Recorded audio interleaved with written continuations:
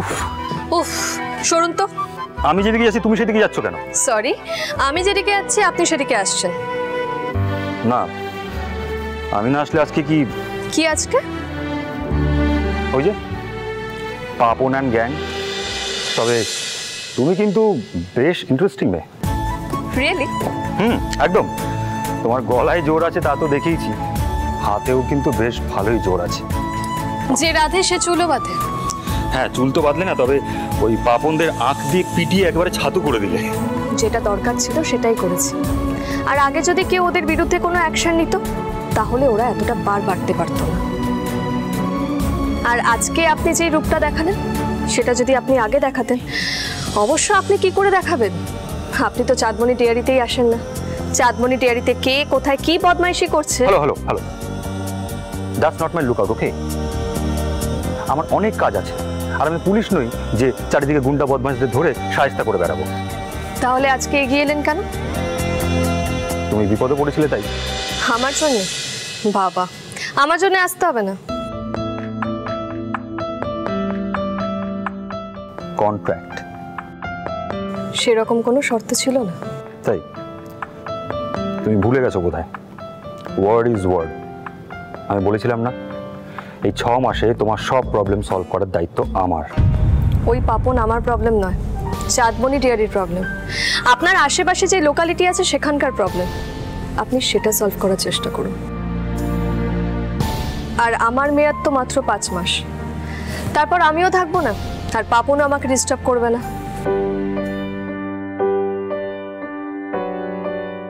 আর এই 5 মাসে পাপন যদি তোমাকে আবার ডিস্টার্ব করে তখন তো আমাকে যেতে হবেই।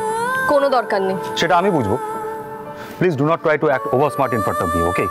আজকে তুমি যে বীরত্বটা ফুলিয়ে এলে তার কনসিকোয়েন্সেসটা ভেবেছো? আর আজকে যদি আমি ঠিক সময় না পৌঁছতাম তাহলে কি হতো? আপনার মহান সাজার সুযোগটা মিস করতেন। হোয়াট? আমি মহান সাজার জন্য গিয়েছিলাম? নয়তো কি? আপনার তো লোকে বিপদে পড়লে তাদের পাশে ত্রাতা হয়ে দাঁড়াতে খুব ভালো লাগে। সবাই ক্ল্যাপ করবে আর বলবে mister Omkar Ghosh the hero, mister Omkar Ghosh the great. এটাই মিস করলেন। সবাইকে কি ভাবেন আপনি?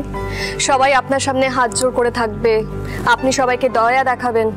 আপনি তাদেরকে উদ্ধার না করতে পারলে তাদের জীবনটা শেষ হয়ে যাবে। আর যারা আপনার দয়া নিতে চাইবে না আপনি তাদেরকে ফোর্স করবেন আপনার দয়াটা নিতে। তাই তো মিস্টার ওমকার ঘোষ। আর শুনুন, সবাই একরকম নয়, আর আমি তো নই।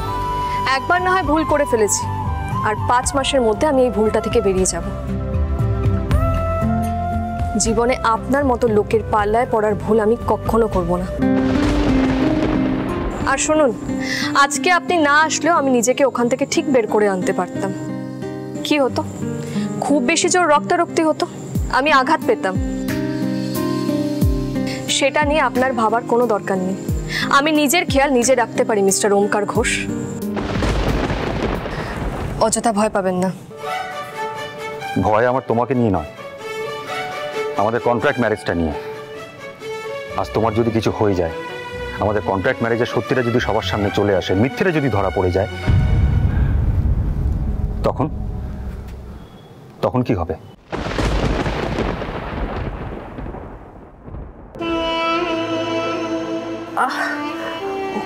বলছি, এতগুলো বছর ধরে তোমরা নিজেদের রক্ত ঘাম সব ঝরালে এই চাঁদমণি ডেয়ারির পেছনে, পুরস্কার হিসেবে কি পেলে বলো দেখি? হ্যাঁ, তোমার ছেলেকে এইভাবে মারধর করে দোষী সাব্যস্ত করে শ্রাবণ মহারানী হয়ে গেল সকলের সামনে। এটাই প্রাপ্য ছিল তোমাদের? পাপনের ইজ্জতে হাত দেওয়া তো, ওকে গোটা গ্রামের সামনে যদি না আমি। পাপন এত সহজে কিন্তু ব্যাপারটা হবে না। ওই মেয়েটা সাংঘাতিক, কত বুদ্ধি ধরে দেখেছ ওর মাথায়। আর তাছাড়া ওর পেছনে কে আছে জানো?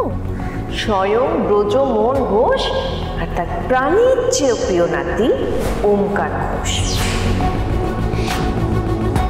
নইলে ওর এত সাহস হতো সামান্য একটা ব্যাপারে তোমাকে এরকম পিটিয়ে ছাতু করে দেয়ার? বুদ্ধি শুধু একা ওরই নেই নতুন বৌদি।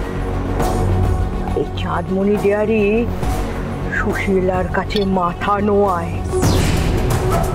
ওই ঘাটতারা মেয়েকে যদি আমি সাহেবটা না করতে পারি, আমার নামও সুশীলা না।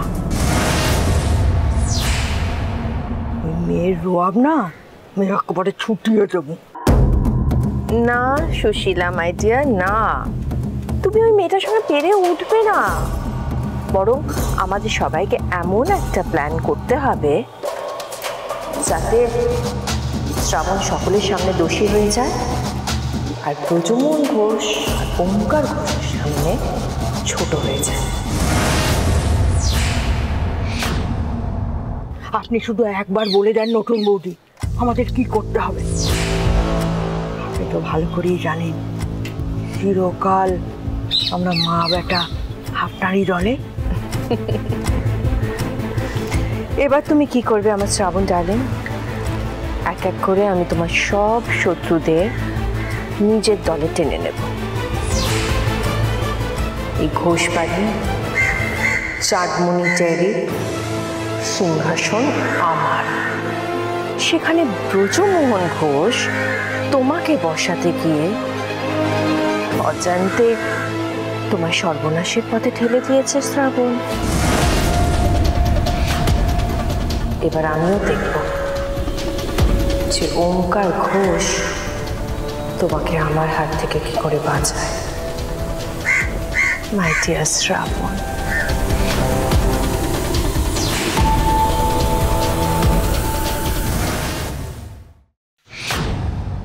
আরে আজকে তো তুমি একবারে ফাটিয়ে দিয়েছো বৌদি ভাই। আমাকে তো তোমার কাছ থেকে ট্রেনিং নিতে হবে এবার। কিসের ট্রেনিং নেবে? গানের? আরে আমি তো সেটাই চুজ করে উঠতে পারছি না যে গানের ট্রেনিং নেব না ফাইটিং এর ট্রেনিং নেব। আজকে পাপনদের যা তুমি পিটিয়েছো, বাপরে উফ!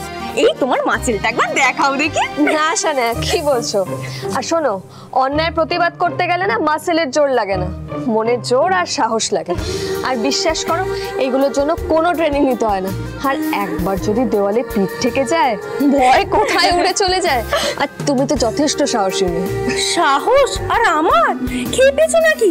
তুমি জানো না বৌদি ভাই, আমি এক নম্বরের ভিতর দিই। আমি তো আরশোলাতেও ভয় পাই, টিকটিকিকেও ভয় পাই। এই যখন আমি কোনো প্রবলেমে পড়ি, আমার তো মাথা জাস্ট কাজই করে না, কি করবো বুঝতেই পারি না। আরে সেইবার যখন গাড়িটার ব্রেক ফেল করলো, তখন তো আমি তো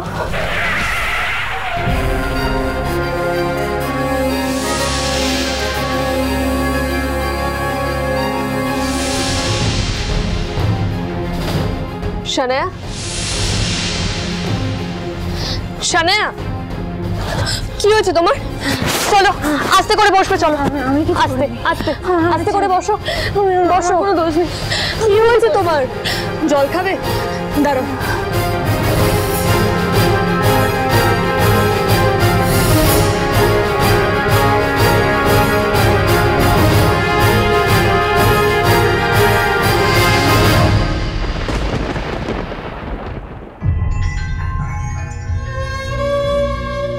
তোমার শরীর খারাপ লাগছে?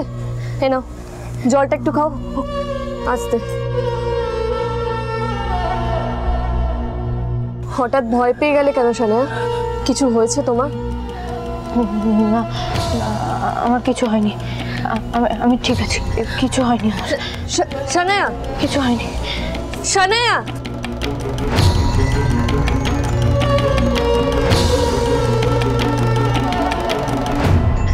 সেদিনও বাসুদেব আঙ্কেল আমার মা বাবার গাড়ি অ্যাক্সিডেন্টের কথা বলার পর শানায়া অজ্ঞান হয়ে গিয়েছিল।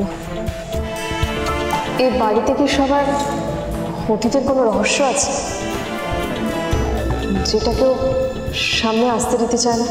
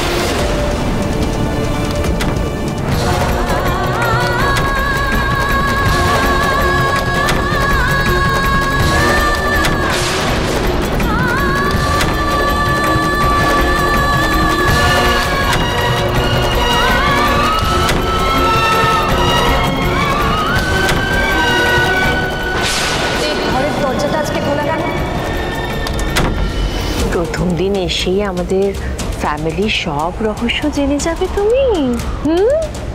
কেন গেছিল এই ঘরে বলো, কেন গেছিলে?